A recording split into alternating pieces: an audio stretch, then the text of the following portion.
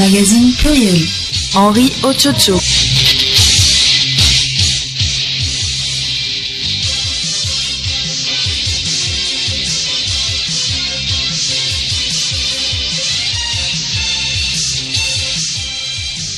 Mesdames, Mesdemoiselles, Messieurs, bonjour, bienvenue dans ce journal magazine. Voici les titres des pistes rurales de qualité au Togo, une préoccupation du gouvernement.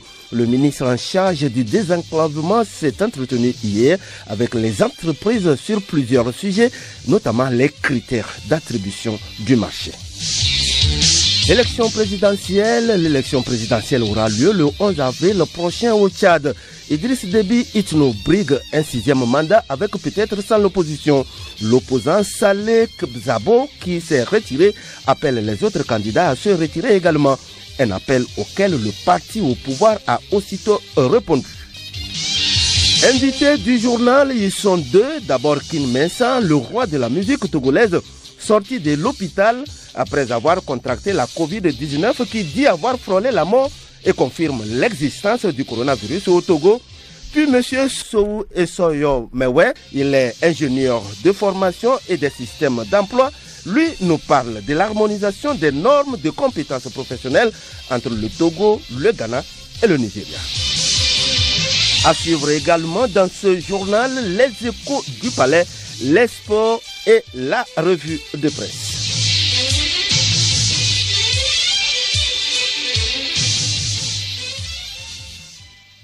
Mesdames, Mesdemoiselles, Messieurs, bienvenue. Nous l'éditions en titre, le ministre en charge du désenclavement prépare la construction des pistes rurales de qualité au Togo. Il a échangé hier à Lomé avec les chefs d'entreprise sur plusieurs sujets, notamment sur les critères d'attribution du marché. Tchédé Issa, il est ministre de désenclavement et des pistes rurales. En ce qui concerne les exigences de cette feuille de route, c'est que nous avons l'obligation de réaliser les travaux avec la qualité requise. Toute entreprise qui sera défaillante dans l'exécution des travaux relatifs au présent appel d'offres sera écartée du processus durant 5 ans, puisque notre programme va s'étaler jusqu'en 2025. Nous avons eu l'occasion également de leur répéter les exigences des collectivités territoriales. Les collectivités territoriales veulent avoir des ouvrages de qualité dans le temps. Donc nous nous sommes entendus de mettre le compteur à 0 pour permettre à toutes celles qui ne s'inscrivaient pas dans cette dynamique de la qualité de se ressaisir pour travailler dans les meilleures conditions. Selon le ministre en charge du désenclavement, pour qu'une entreprise soit éligible, la nationalité togolaise est exigée, de même que les dispositions matérielles et l'expérience. Les chefs d'entreprise, eux, souhaitent que les critères de qualification soient respectés. Bassaï Bacha, président de l'entreprise Centro. La politique du gouvernement aujourd'hui, c'est de soutenir les PME. A dit le ministre, mais il faudrait que ces PME donnent aussi la capacité pour eux de faire du bon travail. Le travail de qualité, le travail dans le respect des délais, dans le respect du budget. Et donc pour cela, il nous a dit clairement qu'on ne ménagera pas des efforts pour nous accompagner, mais dans le même temps, s'il y a résiliation à faire, le gouvernement sera ferme. Nous avons partagé nos préoccupations avec le ministre sur le principe du choix de l'entreprise, que ce choix soit basé sur la mieux-disance et non la moins-disance. Au total, 4000 km de pistes rurales sont concernés par ce programme qui va de 2020 à 2025. Le ministère des enseignements primaires, secondaires, techniques et de l'artisanat a procédé hier vendredi à une cérémonie de remise de tables-bancs aux établissements publics du Togo. Un geste qui s'inscrit dans la redynamisation du secteur éducatif. Au total, 16 650 tables-bancs en raison de 25 000 par région éducative ont été offerts. L'objectif est d'améliorer davantage les conditions de travail des apprenants. Ministre Dodji Kokoroko, que je vous propose d'écouter. Le gouvernement togolais, sous l'autorité de son Excellence M. Faure Gnassingbé, ne se débine pas devant les difficultés. Le gouvernement togolais assume les difficultés qui sont les nôtres et trouve au jour le jour des solutions les plus réalistes et idoines. La présente cérémonie de remise de table-banc, non pas exclusivement à la préfecture d'Aguanivi, mais dans toutes les régions éducatives du Togo, en porte témoignage. Pour le président des parents d'élèves, M. Zigidi, c'est une action qui vient à point nommé. Ce geste est vraiment à saluer et surtout, ce qui nous a intéressé, les enfants ne seront plus attroupés dans les classes, ils seront un peu dégagés. Ça facilite à l'enseignant de passer son cours, ça facilite aux enfants aussi de suivre. Parce que maintenant, il semble qu'ils ont le système APC qui veut que les enfants travaillent d'abord en groupe, collectivement, individuellement. Donc, ces établissements vont faciliter ce métier aux enseignants.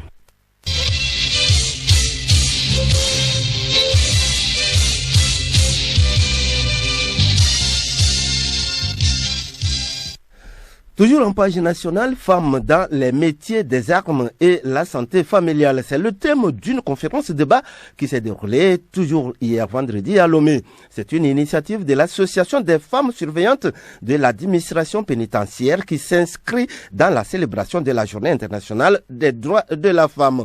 Une occasion pour ces femmes de poser les doléances pour l'amélioration de leurs conditions de travail. Chef Agoro Meminatou, présidente de l'association des femmes surveillantes de l'administration pénitentiaire. C'est une réflexion que nous voulons faire aujourd'hui pour voir comment concilier cette vie professionnelle à la vie familiale pour que l'autorité puisse revoir un peu nos conditions de travail. Nous sommes femmes, nous sommes appelées à travailler, mais ça ne nous empêche pas de faire aussi des enfants. Et dans cet exercice de métier des armes, c'est vraiment difficile. Aujourd'hui, tout ce que nous demandons à l'autorité, c'est de faire en sorte que nos effectifs soient renforcés pour permettre à ce que la femme soit un peu soulagée.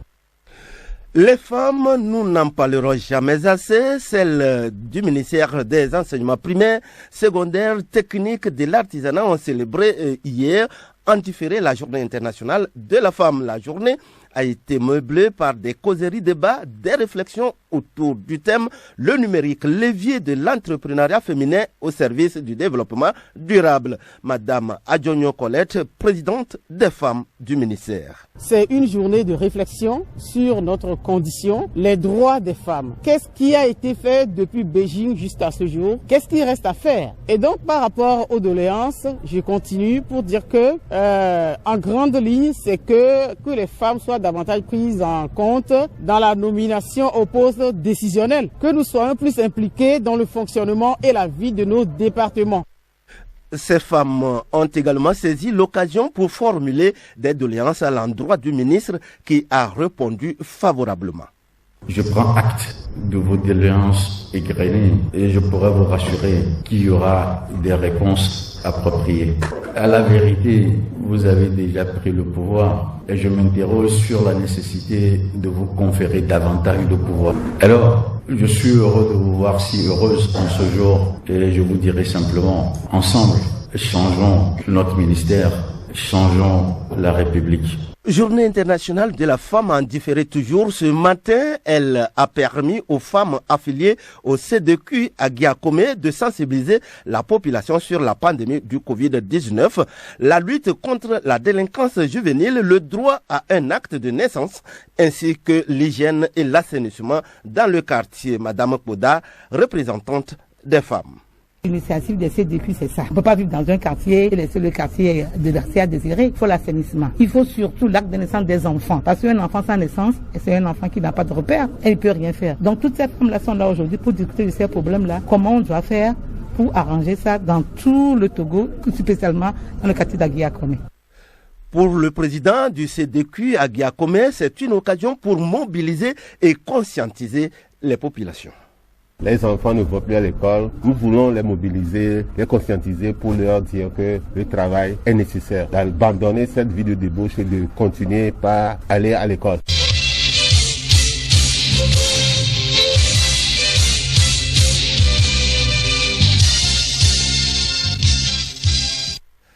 Actualité internationale, c'est ce samedi 20 mars qui marque la journée internationale de la francophonie. Reporté d'un an, les États généraux du livre en langue française réuniront les professionnels de l'édition en septembre prochain à Tunis, en marge du sommet des chefs d'État de la francophonie. La restauration des forêts, une voie vers la reprise et le bien-être, c'est le thème de la journée internationale des forêts choisie pour 2021. Elle aura lieu dimanche 21 mars. Selon le dernier rapport de la FAO sur les forêts du monde, l'Afrique est le seul continent où la déforestation s'est accélérée. Au cours de la dernière décennie, ce sont en effet près de 4 millions d'hectares de forêts qui ont disparu chaque année. Les forêts sont pourtant d'une importance vitale pour le continent. Plus de 2/3 des Africains dépendent directement ou indirectement de la forêt pour subvenir à leurs besoins. Au Tchad, l'élection présidentielle aura lieu le 11 avril prochain. Idriss Déby Itno brigue un 6e mandat. L'opposant Saleh Kebzabo a répété hier vendredi lors d'une conférence de presse qu'il n'était pas candidat à ce scrutin et a appelé les autres candidats à se retirer également. Un appel auquel le parti au pouvoir a aussitôt répondu. Abiré Lemon. Saleh Kebzabo a appelé au boycott de l'élection présidentielle du 11 avril prochain. Le président de l'UNDR a également annoncé qu'il participerait ce samedi à la marche organisée pour empêcher la tenue de ce scrutin, une manifestation interdite par le ministère de l'Intérieur. À l'occasion de la conférence de presse hier, Saleh Kebzabo a également appelé les autres candidats de l'opposition à se retirer de la course. Comme lui, Ngarleji Yorongar et Théophile Bongoro l'ont fait. Comment réagit le pouvoir à cet appel lancé aux candidats de l'opposition par Saleh Kebzabo? Jean-Bernard Padaré, le porte-parole du MPS et de la campagne électorale du candidat Idriss Déby, estime qu'il s'agit d'un non-événement. L'engagement de se présenter est une conviction individuelle. Chacun sait pourquoi il se présente au suffrage de nos concitoyens. Dans tous les cas, nous pensons qu'il est temps pour M. Kebzabo de prendre sa retraite et d'aller se reposer. Parce qu'il n'est plus audible et sans vouloir l'offenser, ça tourne un peu au ridicule. Il faut être un peu sérieux. Nécrologie pour clore cette page internationale, l'universitaire et spécialiste des médias français Marie-Soleil Frère s'est éteinte dans la nuit du 18 au 19 mars. Directrice de recherche, elle a enseigné le journalisme à l'université libre de Bruxelles comme elle l'a fait à l'université de Ouagadougou. Auteur de plusieurs ouvrages, elle orientait notamment ses recherches sur le rôle des médias dans les évolutions politiques en Afrique francophone.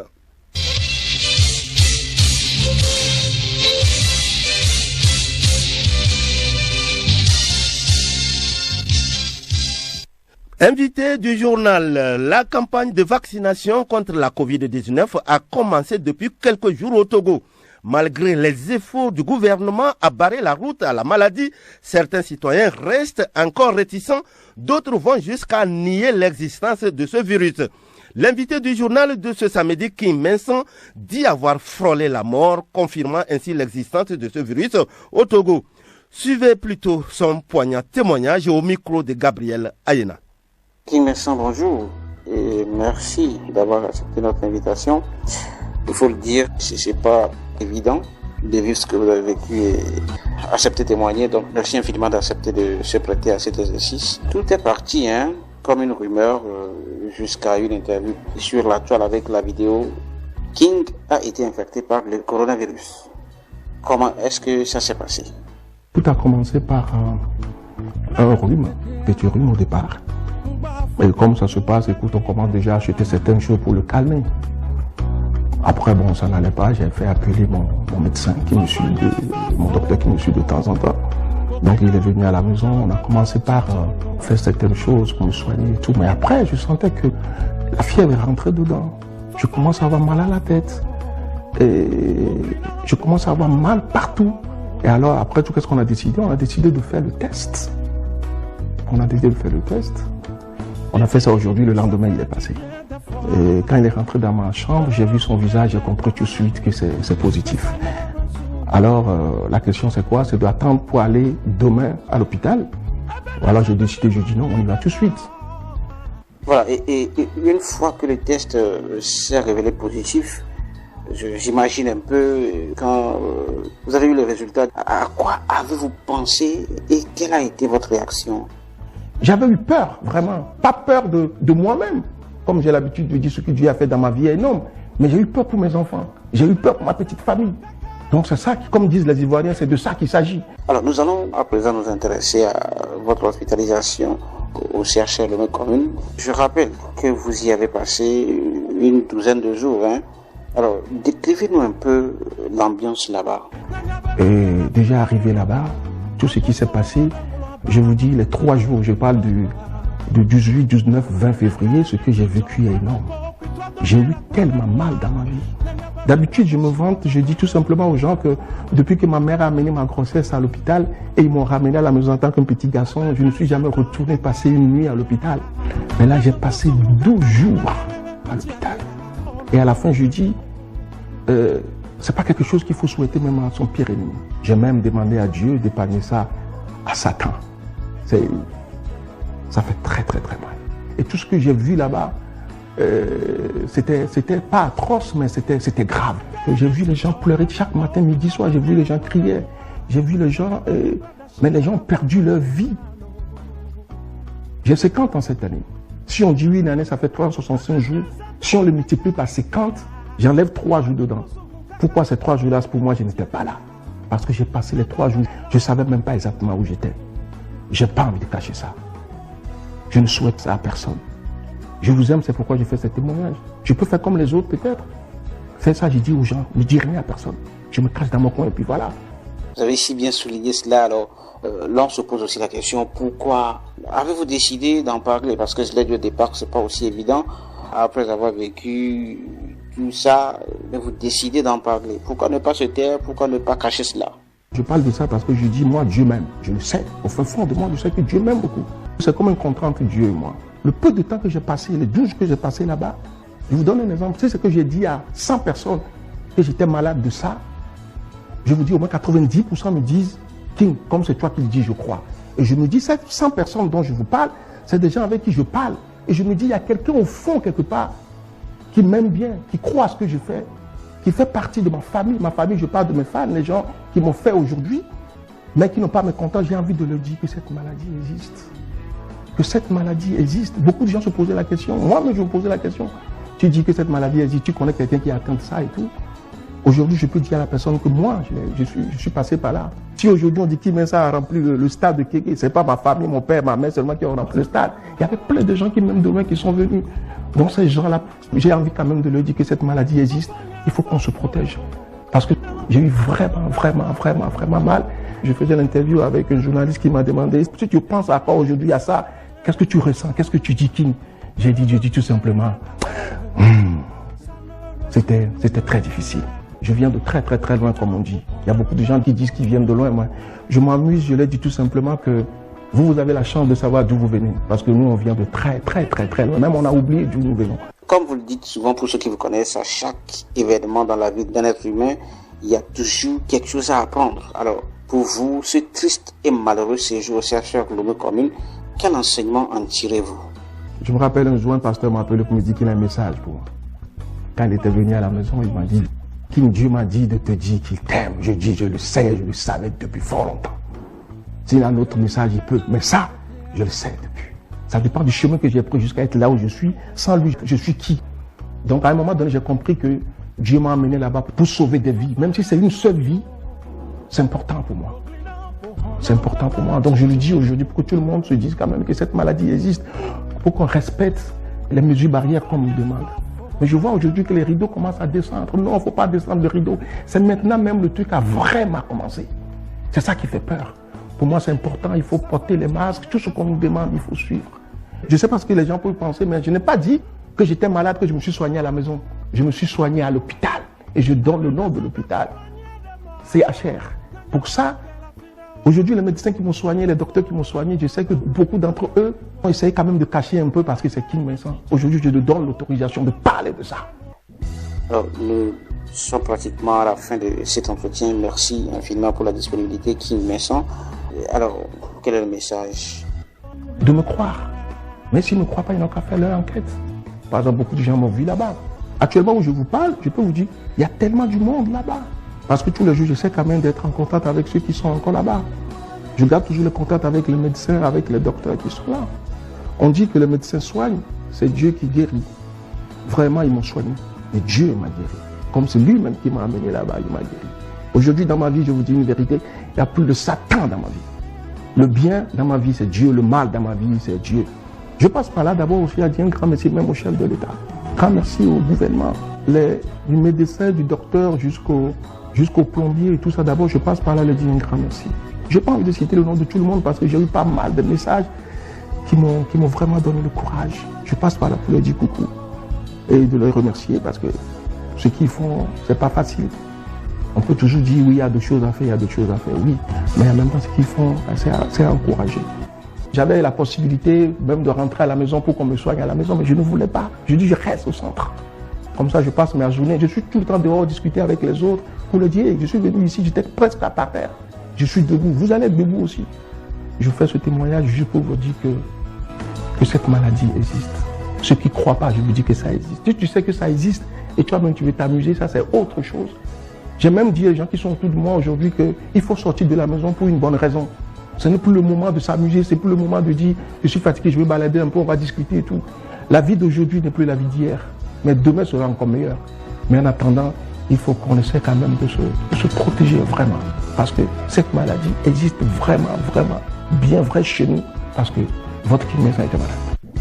Ah oui, vous allez bien, à vous écouter, on se dit que ça va et merci infiniment pour tout. Voilà, ça va.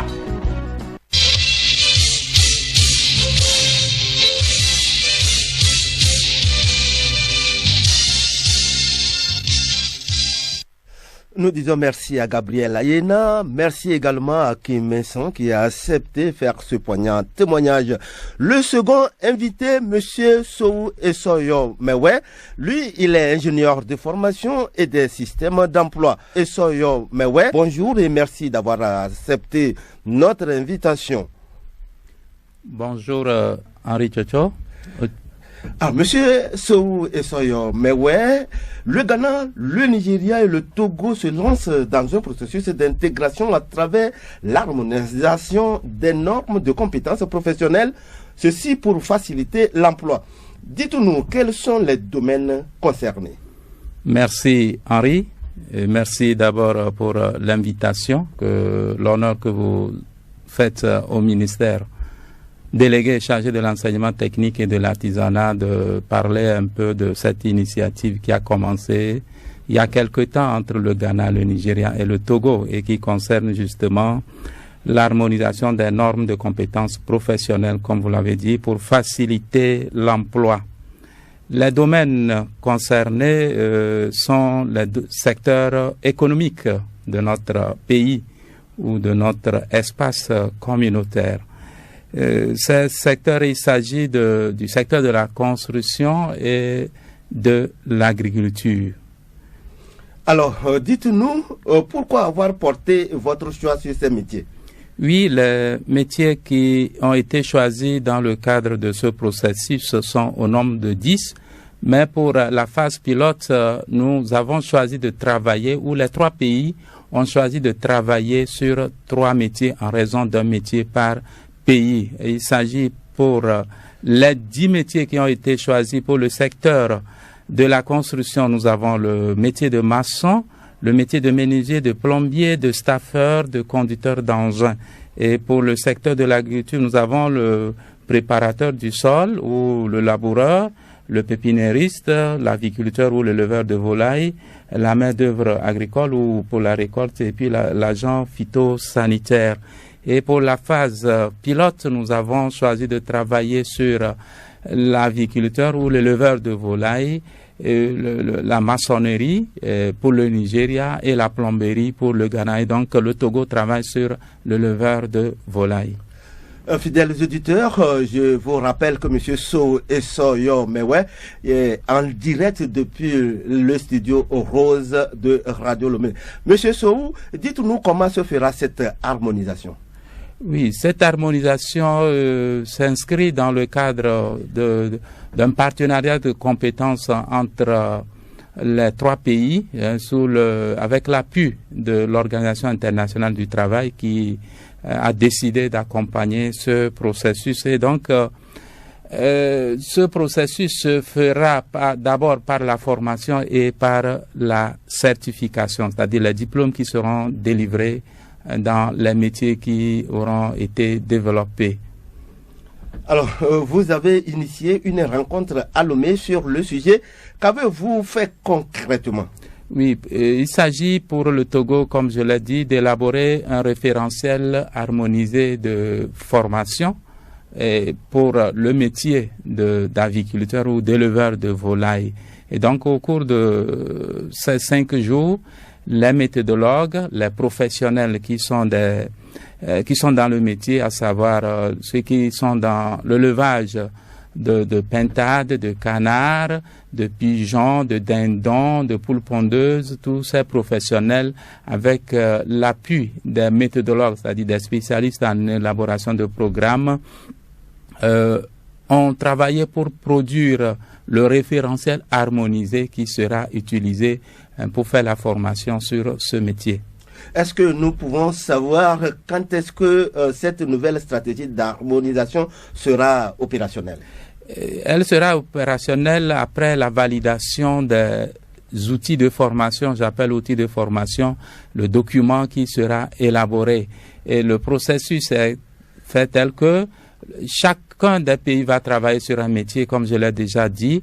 Le Ghana va travailler sur la plomberie, le Nigeria sur la maçonnerie et le Togo sur l'éleveur de volailles. Et après cette étape, les 3 pays vont examiner les documents élaborés par les 2 autres pays. Et après cela, il y aura la phase de validation et qui permettra également de déterminer le type de certificat à délivrer à l'issue de la formation.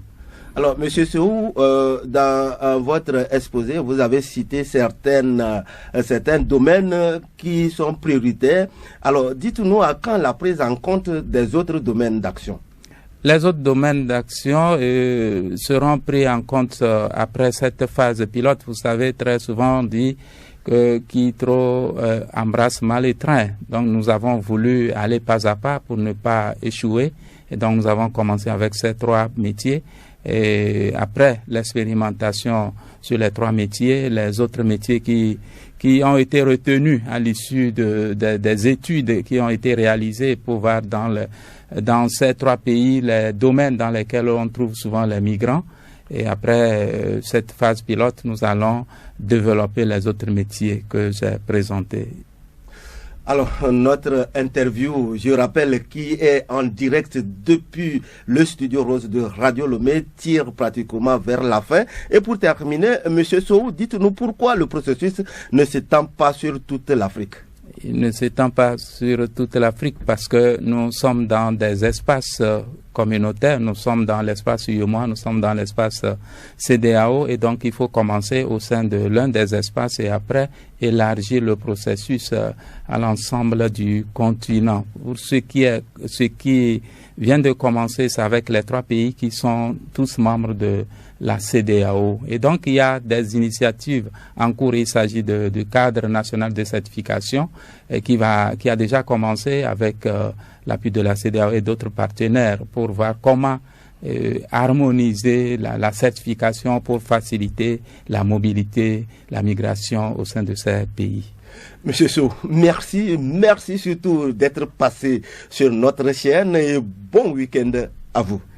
Merci aussi à vous et à la prochaine.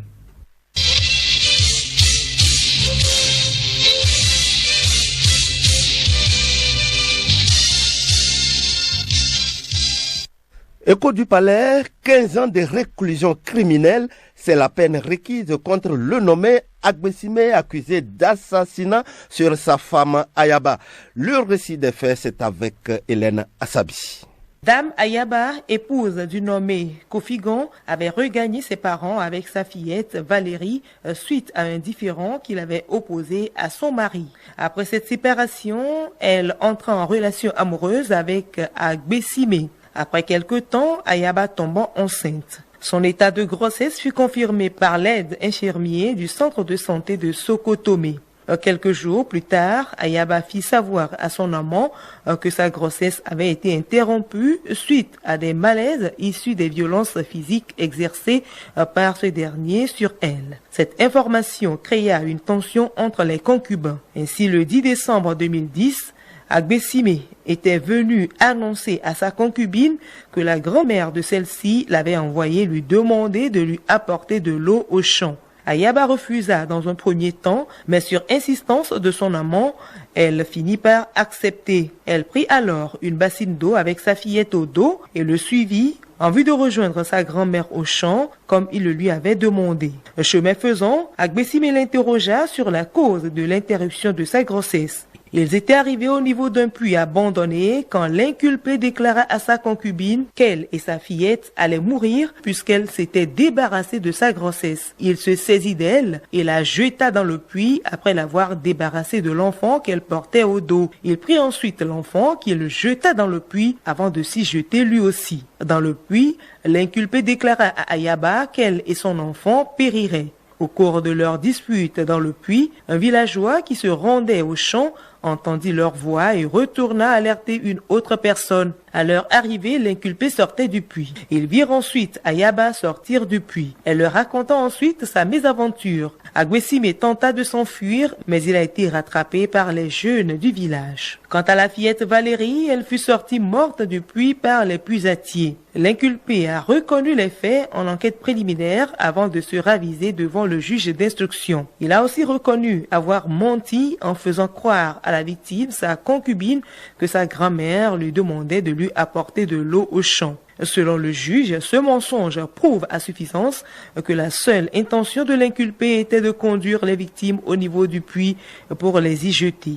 Ainsi, devant la cour d'assises de Lomé, à l'audience du 2 mars 2016, il a été condamné à 15 ans de réclusion criminelle. Et oui, mesdames et messieurs, sachant que la violence ne résout pas les problèmes. À samedi prochain.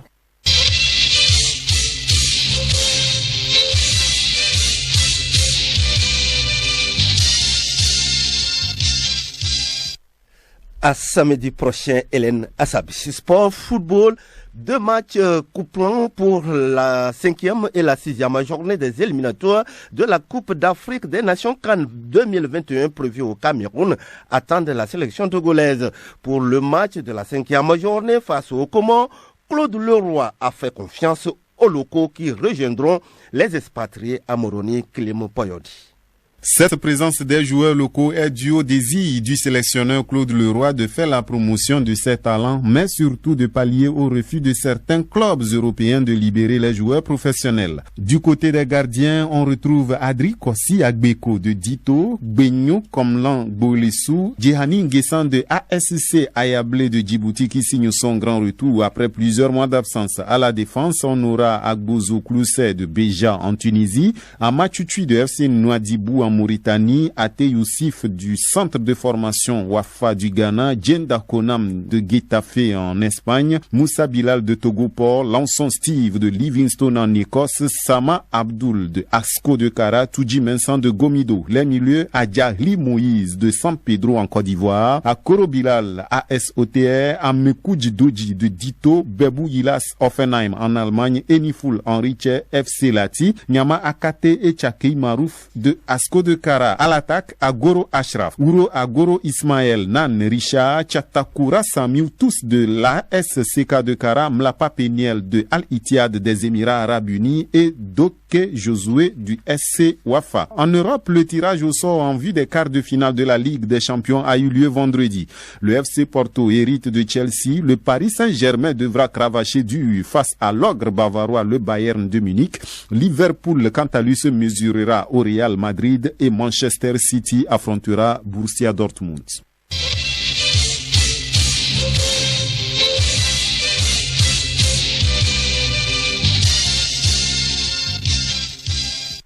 Dernier virage de ce journal, la revue de presse. Eh bien, la campagne de vaccination contre la Covid-19 suit son cours au Togo. Les membres des institutions ont été vaccinés cette semaine pendant que se déroule le dénombrement des personnes comorbides au Grand Lomé.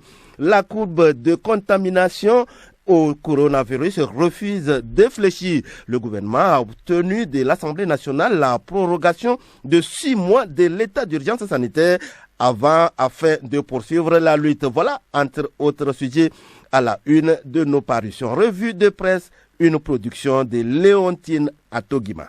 Gestion de la pandémie à coronavirus au Togo, le Parlement autorise la prolongation de l'état d'urgence sanitaire, relate Ouara les vainqueurs. La lanterne précise la durée de la prolongation qui est de 6 mois. Selon l'hebdomadaire, la chef du gouvernement a convaincu les élus du peuple en présentant la situation de la pandémie dans le pays, une situation qui est inquiétante malgré les efforts consentis pour endiguer la maladie. À quoi servirait cette énième prorogation de l'état d'urgence? Elle permettra au gouvernement de prendre par ordonnance toutes les mesures nécessaires pour maintenir la vigilance en vue de trouver des mécanismes adéquats pour riposter efficacement contre la pandémie, estime Dunia Le Monde. Dans le rôle du pédagogue, le messager explique que cette prolongation n'a pas de lien avec la vaccination en cours dans le pays, contrairement à ce que certains auraient pu imaginer. L'état d'urgence sanitaire ne veut pas dire que le gouvernement aura plus de moyens de contraindre la population à se faire vacciner, ajoute le journal, qui estime qu'il existe déjà un cadre réglementaire permettant d'organiser ces sujets. Parlons de la vaccination contre le Covid-19. Qui sont ceux qui sont concernés par cette campagne? Est-elle obligatoire? Des interrogations développées par les parutions. Le messager rassure tout d'abord que la vaccination ne serait pas obligatoire avant de poursuivre en indiquant que plus de 30 000 personnes ont été déjà vaccinées. Après les autorités, le personnel soignant place aux personnes âgées de 50 ans et plus du Grand Lomé, signale la lanterne.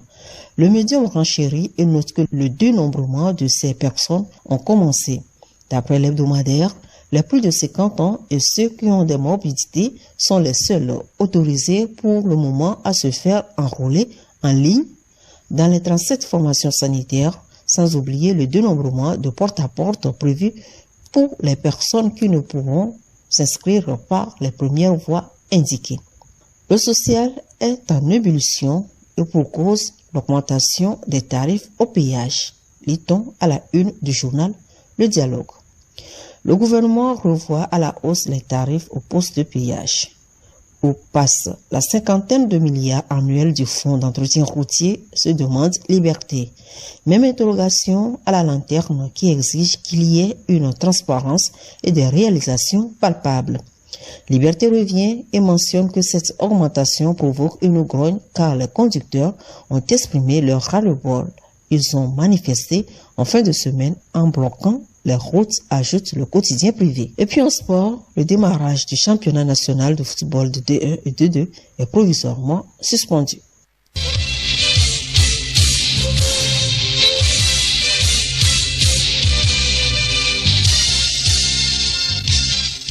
Pluriel, le magazine hebdomadaire de Radio Lomé.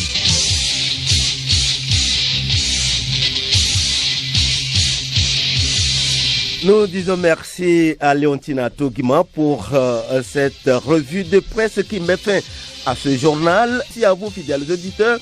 Le rappel des titres avant de nous quitter. Des pistes rurales de qualité au Togo, une préoccupation du gouvernement. Le ministre en charge du désenclavement s'est entretenu hier avec les entreprises sur plusieurs sujets, notamment les critères d'attribution du marché. L'élection présidentielle aura lieu le 11 avril prochain au Tchad. Idriss Déby Itno brigue un 6e mandat avec peut-être sans l'opposition. L'opposant Saleh Kebzabo, qui s'est retiré, appelle les autres candidats à se retirer également. Un appel auquel le parti au pouvoir a aussitôt répondu. Invités du journal, vous l'avez suivi, ils sont deux. D'abord Kim Vincent, le roi de la musique togolaise, sorti de l'hôpital après avoir contracté la Covid-19 et qui dit avoir frôlé la mort et confirme l'existence du coronavirus au Togo. Puis M. Sow Yomewe, il est ingénieur de formation et des systèmes d'emploi. Lui nous a parlé de l'harmonisation des normes de compétences professionnelles entre le Togo, le Ghana et le Nigeria. Vous avez également suivi dans ce journal les échos du palais, les sports et la revue de presse. Bon appétit. après-midi à tous et à toutes.